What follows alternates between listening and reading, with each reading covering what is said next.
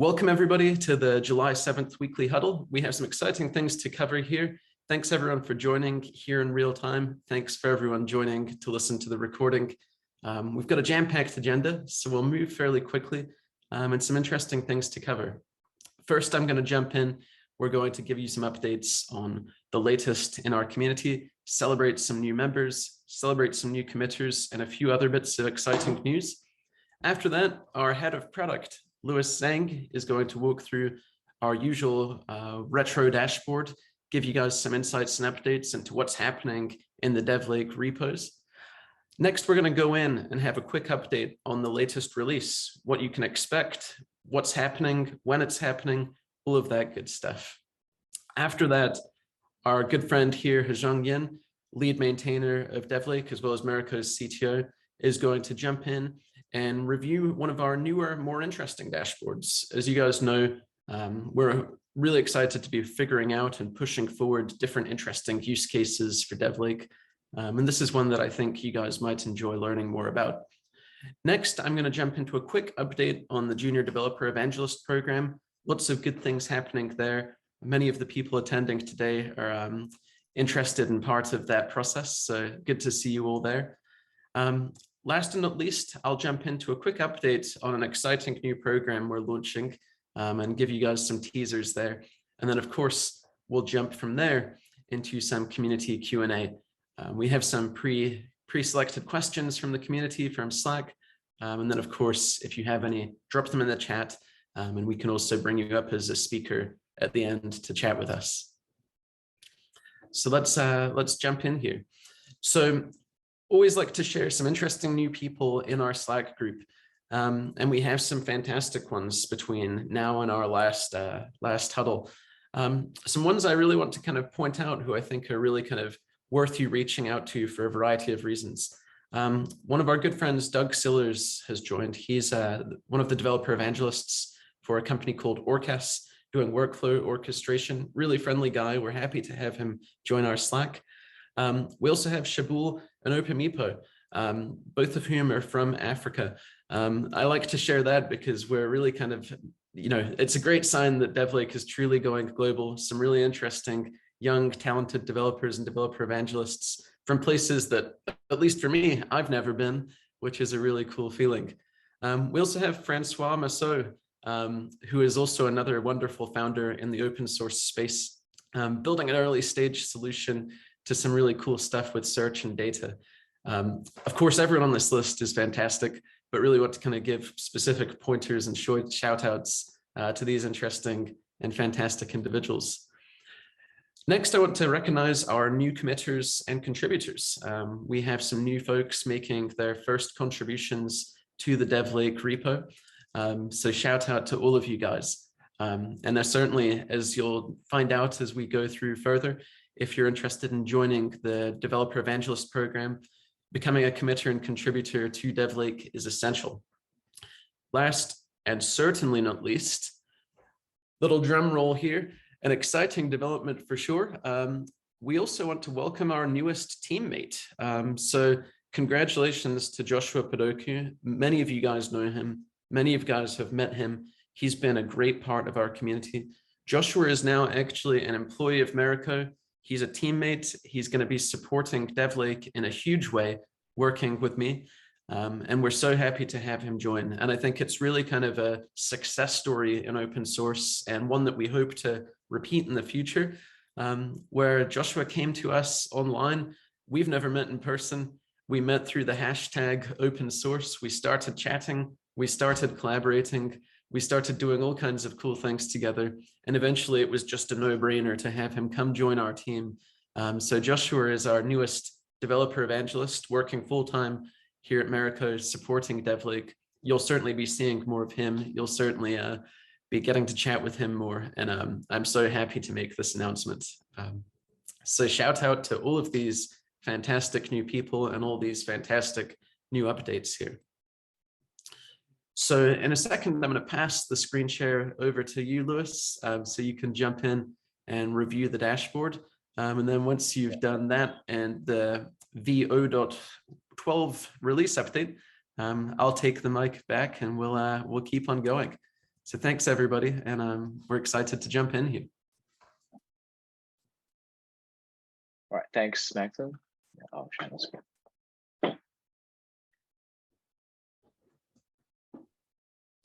Okay. So in the last week, we got 22 new issues from in total, and 5 from the community. And we have 3 first-time issue reporter. And thank you guys. As for the response rate,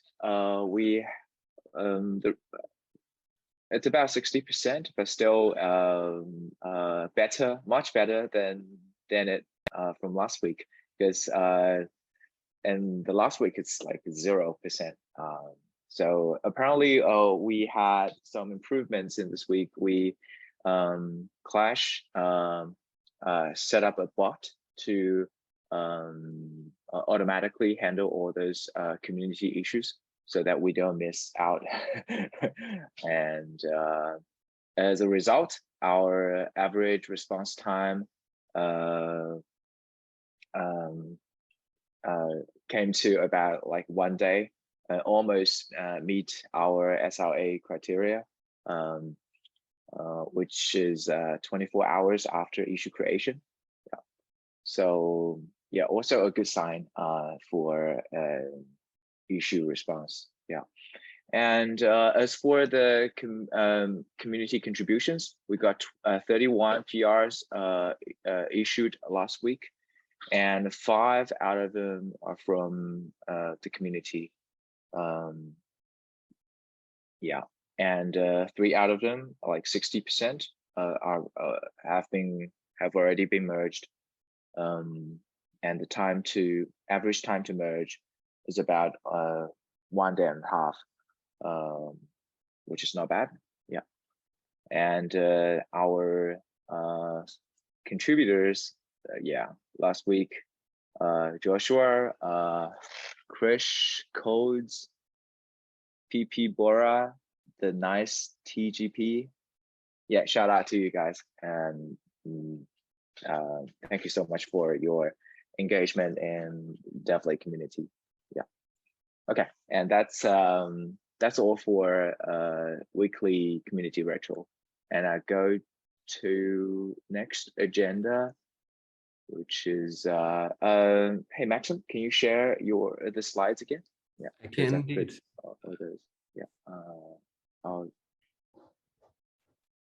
I've stopped my sharing. Perfect. Thanks, Louis. And for everybody who's maybe new to the huddle for the first time this week, some quick background on what makes this kind of a key part of our flow. So we love using DevLake to help DevLake get better, of course. So what you're seeing there is our dashboard, where we're put together some custom metrics to basically assess how is the DevLake community growing, and perhaps most importantly, what does the activity look like for new people, and are we being responsive to them as a community? So this is just a good example of how we're using that, hopefully to inspire you guys also to find interesting use cases. And if any of you are hesitant to make a contribution, or you're stuck, you want to find your way, having your name on that board, certainly feel very welcome to reach out to me, reach out to Hezheng, reach out to Louis. All of us are very friendly. Joshua, of course, our new developer evangelist, is a great point of contact for that. If you're ever stuck or need help to make a contribution, reach out to us and we'll be more than happy to help you out. So quickly sharing my screen here for our next piece here. So some quick updates on v0.12.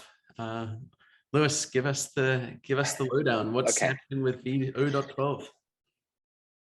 So just there's 2 key points.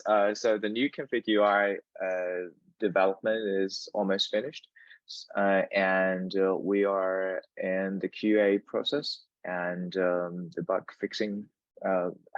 We have started bug fixing this week. And the second point is that the team and account unification feature has been started implementing this week, and we hope to code freeze at July 15 and to release the official ASF version before August. Awesome, awesome. And for those of you who are new, some quick background here. ASF, of course, Apache Software Foundation. Recently, DevLake was inducted into the Apache Foundation's incubator program. Probably all of you know that, but just in case you didn't. And then a quick other point on point number 2 here, the team and account unification features. 2 really big and exciting updates to DevLake that we'll be excited to kind of give you guys a demo on and get you up to speed on. But some reason why I personally think those features are so exciting. Every single day, Hezheng and I especially, we're out in the field chatting with users from Fortune 100 companies all the way down to small startups. And we're constantly working to figure out how we can make DevLake more useful for them.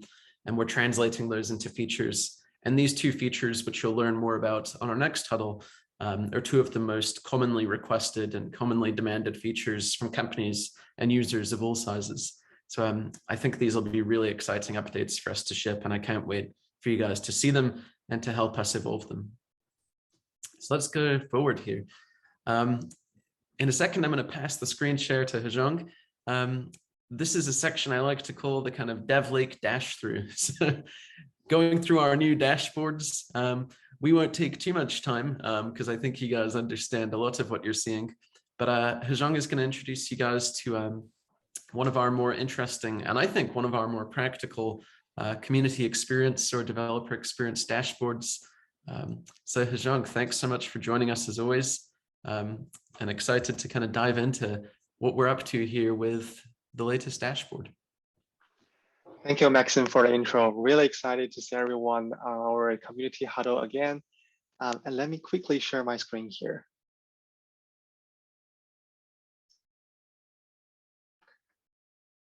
Okay, so this new dashboard that I'm excited to share with everyone is called Community Experience or Dev Experience. So there's some overlap between this dashboard and the weekly community retro dashboard that Louis just walked through.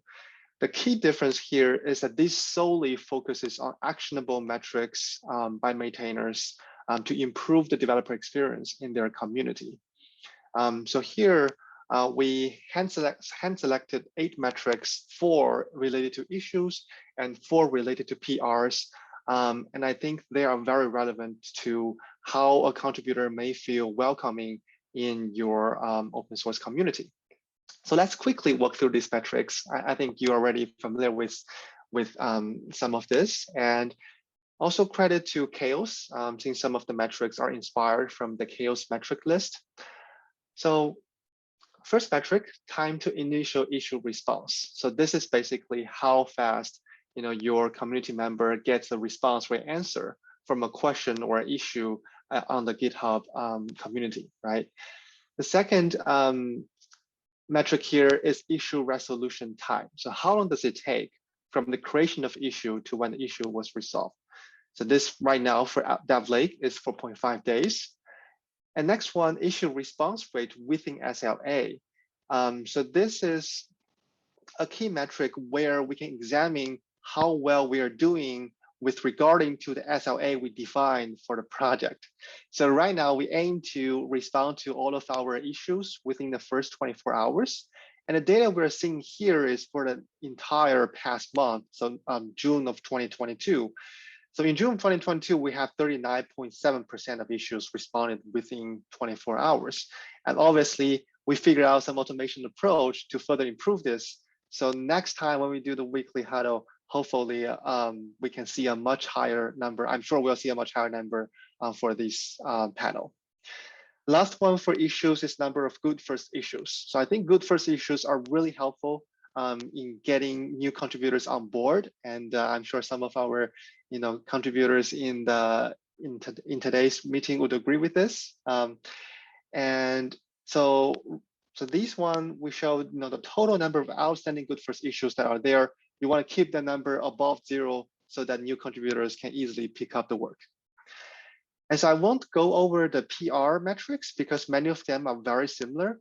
As you can see, every one of these metrics are very actionable for maintainers. As long as you're willing to spend time, there's a way for you to improve this deterministically. So this is a very simple dashboard with only these 8 metrics. We intentionally keep it simple so that it's not too hard to navigate for maintainers. So that's pretty much it. And some of our open source users are already starting to use this dashboard, including the open source office of Stripe and Netflix/Conductor project and the company behind it, Orcas. So if you have any idea on how we can further improve this and make it useful to other open source projects, feel free to let us know, make a new issue, or DM us on Slack. We're excited to know your thoughts and feedback. Thank you. And I'll pass the mic back to Maxim. Awesome. Thanks, Hezheng.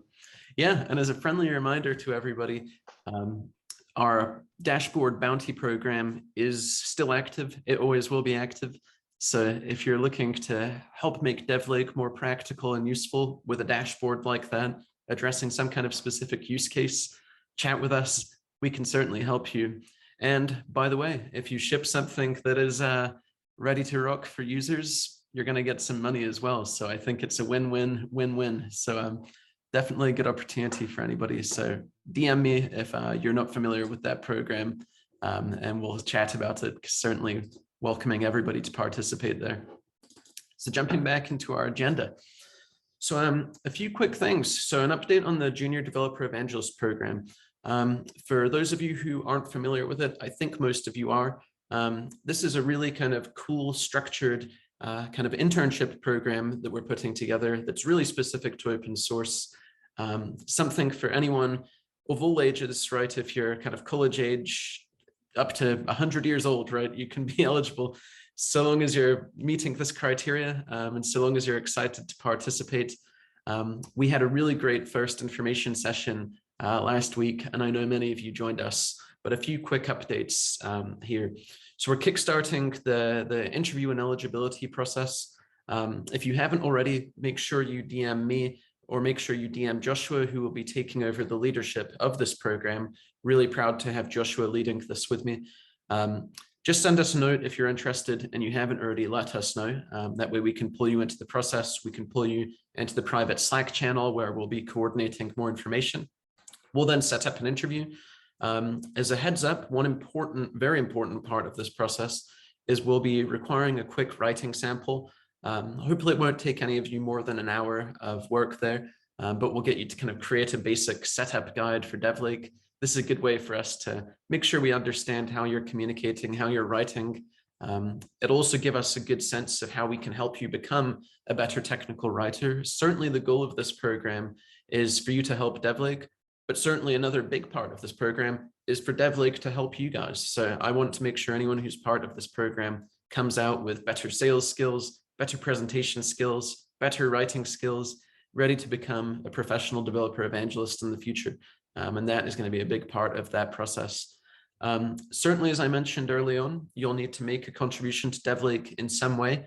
And that could be as simple as making an update or correcting a typo or improving the README or some documentation.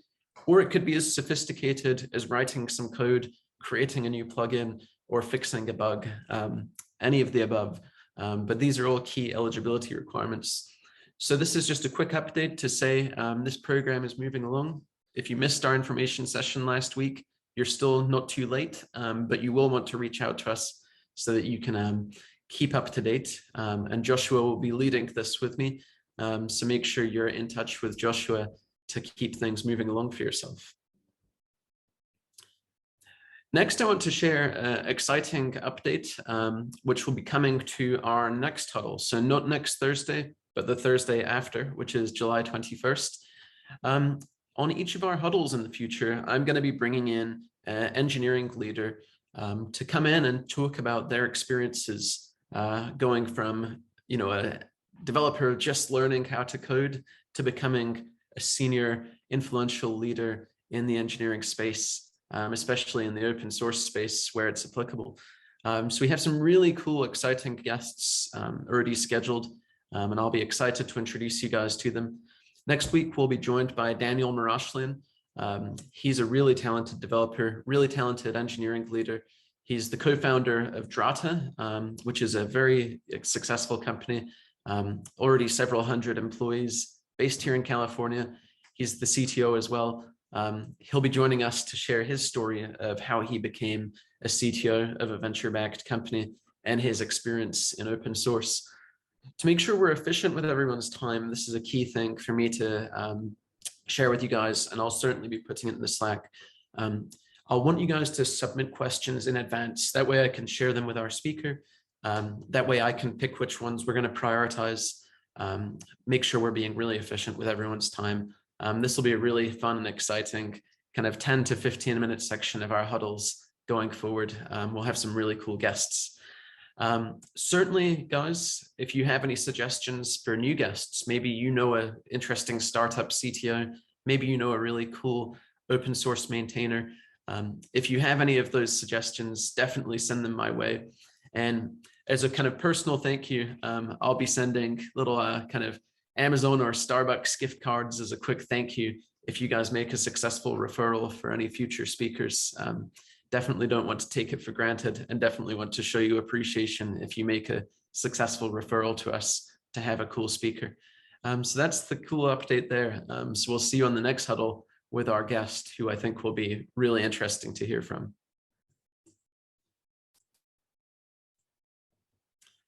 All right, so that covers our key agenda for this week, at least kind of going through our latest updates. So now we want to move into our community discussion as well as our Q&A.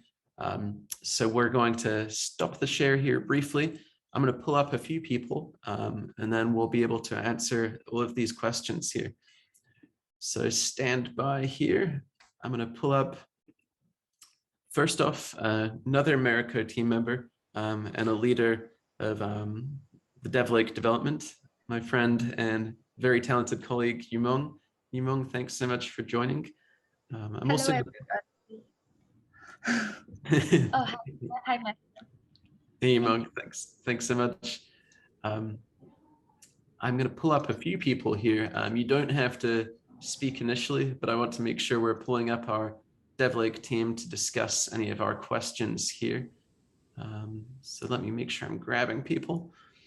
All right, so let me share the screen again, and we're going to go through some questions here, everybody. And if you have any that aren't covered in this, just drop it in the chat here, and we'll do our very best here to cover it. All right.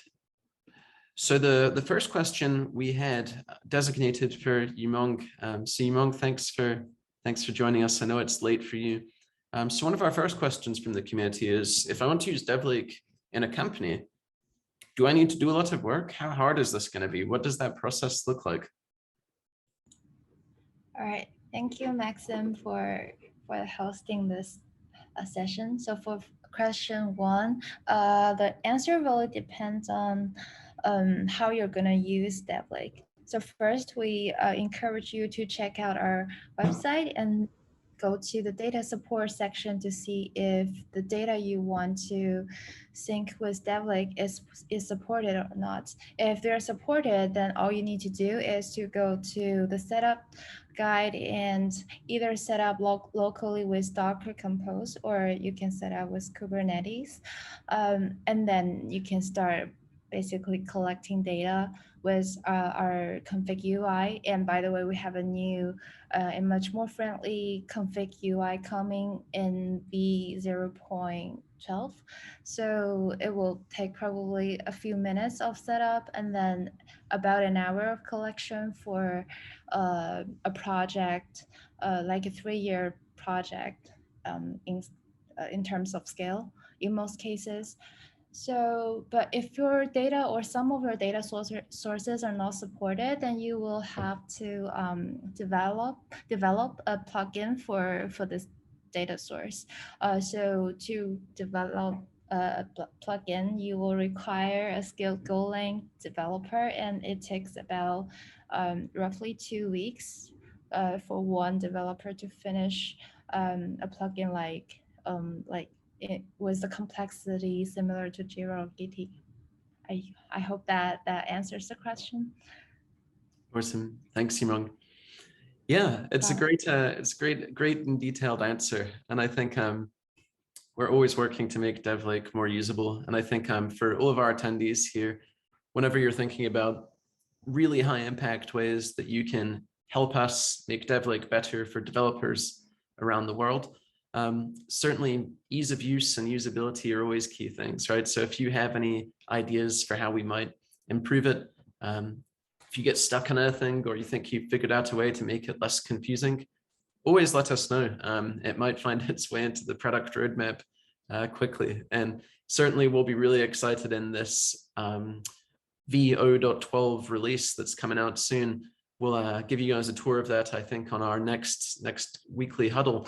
But upgrades to things like config UI are going to be real big game changers. So I'll look forward to showing that. So our next question relates to SQL. One of our community members asked us, hey, if I want to modify SQL in Grafana, what kind of schemas do I have to understand? It's a good question. Louis, I think you probably have a good answer for this. Yeah, so all you need to explore is the domain layer schema.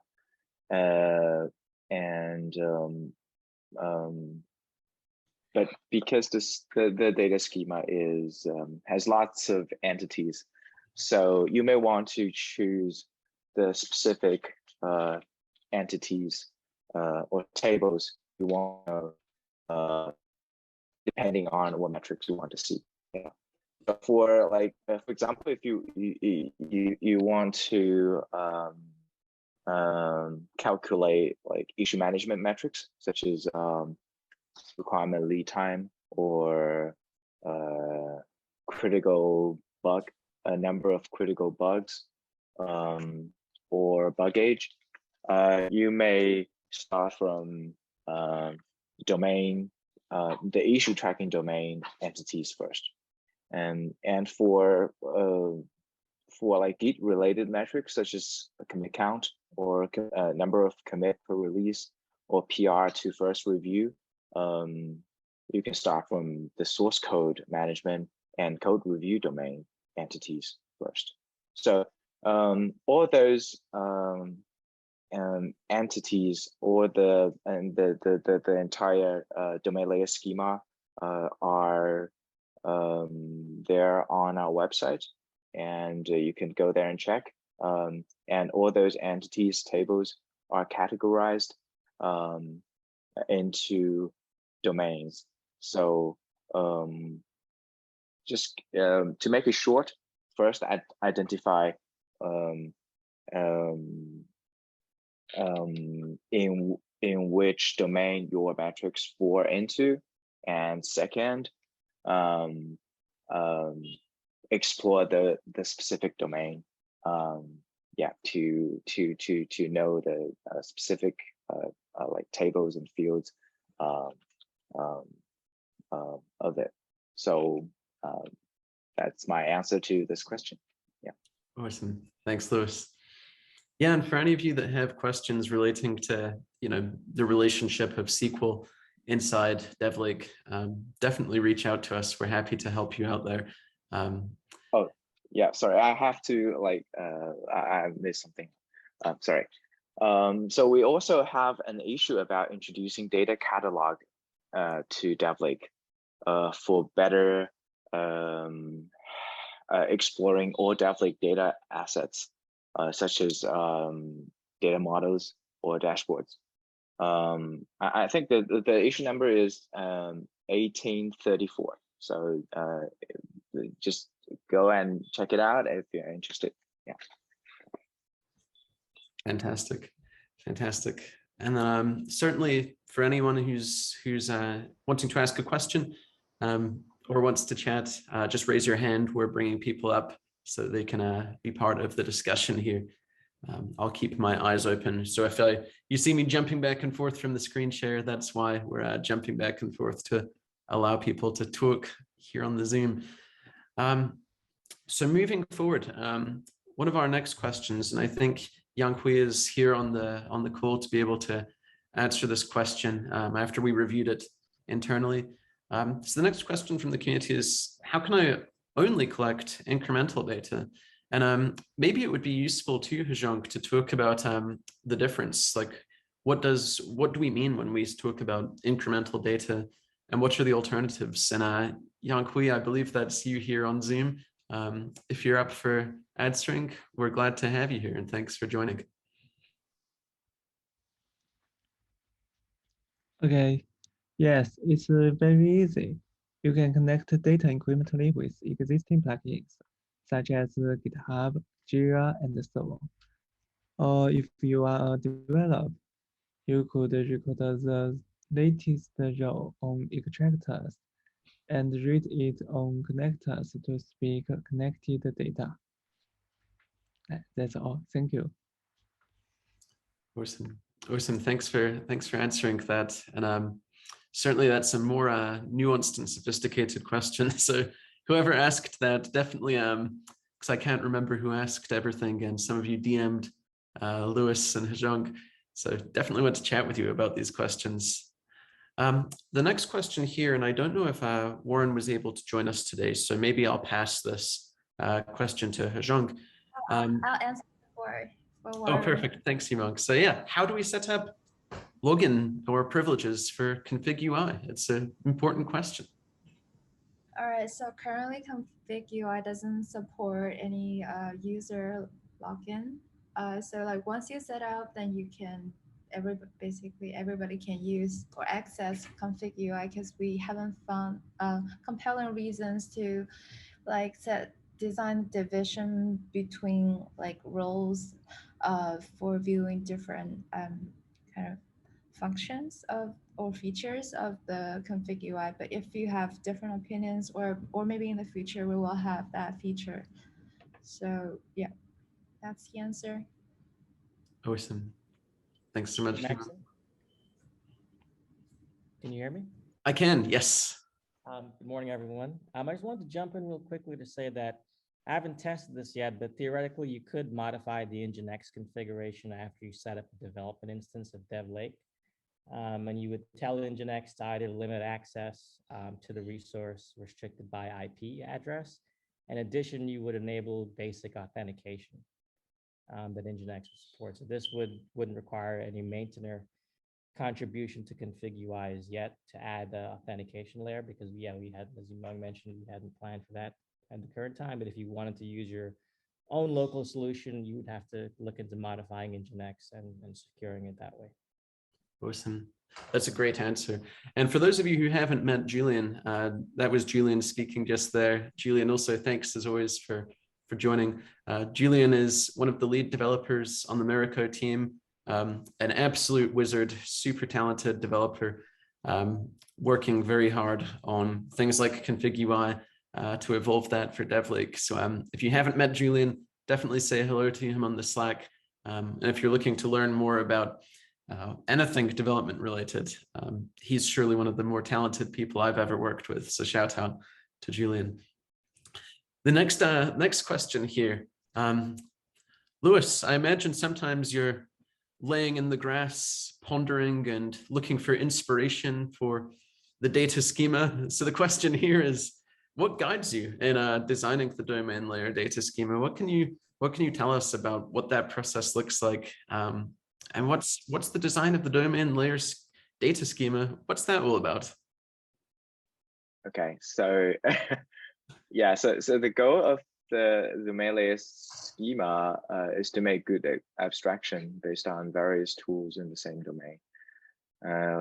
When I was designing schema for like issue management entities, I investigated Jira, TAPD, and GitHub issues, data models, and APIs.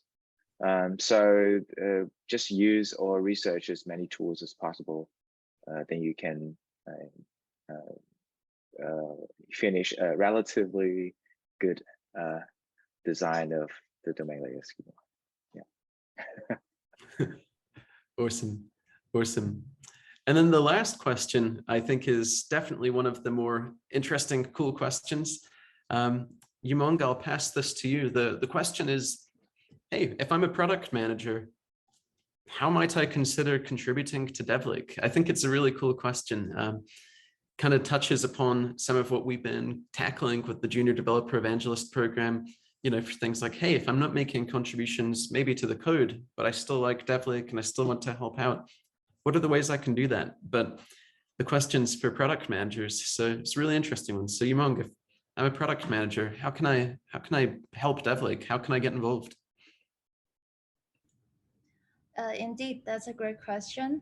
So I think we really appreciate code contribution, but also what we can't emphasize enough is that we also equally appreciate non-code contribution. So not only product designers, but other roles, we all just welcome your kind of input into our project. So specifically for product managers, so first I would suggest you to use the product in different ways and then discover problems, or if you have suggestions, chat with us. And you can also check the roadmap on our website to see kind of the higher level goals we have for this year. And if you have any comments, also chat with us, especially for one of our goals is to explore 3 use cases, and we haven't defined the third one other than DORA and OSS scenarios. So definitely we welcome all kinds of inputs into the project, basically. Absolutely. No, I think that's really well said. If you're looking to help and you don't necessarily have the time or maybe the expertise to make code contributions, there's still so much you can do. We're welcoming contributions of all kinds. And I think in many ways, right, non-code contributions can be some of the most valuable, especially if they guide the work that our coders, are doing and the work that our community are doing from a building side of things. So ideas are always super welcome. If you come up with ways to support an interesting use case, or you found something, kind of a weird problem that you've seen in a company or a team that maybe DevLake can help, that's a great way to dive in to the lake and get some contribution happening. So in a second, I'm going to drop the screen share and we'll just jump into the chat. As always, thanks everyone for joining our bi-weekly huddle here. As I mentioned, the next one will be July 21st. You won't want to miss it. I think it's going to be one of our more interesting and exciting ones with our first guest speaker, Daniel Marashlin, the CTO of Drata, who will be sharing his stories. As always, we're going to stay on the Zoom link for at least a few minutes. So if you want to chat with us, if you have any questions, just raise your hand or drop a note in the chat, and we'll certainly be sure to jump in and chat. But that's all for today on our official agenda. So thanks everyone for joining. We will look forward to seeing you next week, and we'll be here to chat if you want to hang out with us. So thanks everybody. We'll see you soon.